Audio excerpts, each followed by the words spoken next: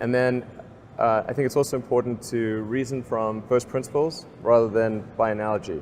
So the normal way that we conduct our lives is we reason by analogy. We're doing this because it's like something else that was done, or it's like what other people are doing. Me Too type ideas. Yeah, Slight iterations yeah. on a theme, and it's kind of mentally easier to reason by analogy rather than from first principles. But by first principles is kind of a physics way of looking at the world, and what that really means is you kind of boil things down to the most fundamental truths, and say, okay, what are we sure is true, or as sure as possible is true, and then reason up from there. That takes a lot more mental energy. Give me an example of that. Like, what's one thing that you've done that on that you feel has worked for you? Sure. So somebody could say, in fact people do, that battery packs are really expensive and that's just the way they'll always be, because that's the way they've been in the past.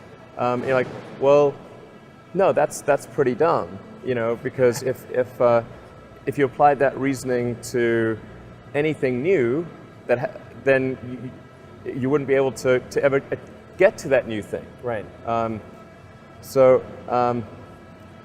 You know, it's like you can't say, oh, you know, horses, nobody wants a car because horses are great and we're used to them and they can eat grass and there's lots of grass all over the place, and you know, there's no gasoline that people can buy, so people are never going to get cars. Right.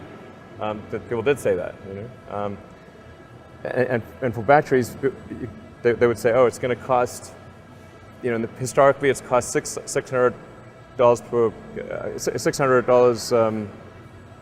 per kilowatt hour, and so it's not going to be much better than that in the future. And you say, no, okay, well, what are the batteries made of?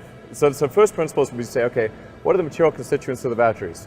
What is the spot market value of the material constituents? So you can say, okay, it's got cobalt, nickel, aluminum, carbon, and some polymers for separation, and a steel can. So break that down on a material basis and say, okay, what if we bought that on the London Metal Exchange, what would each of those things cost? Like, oh, geez, it's like $80 per kilowatt hour.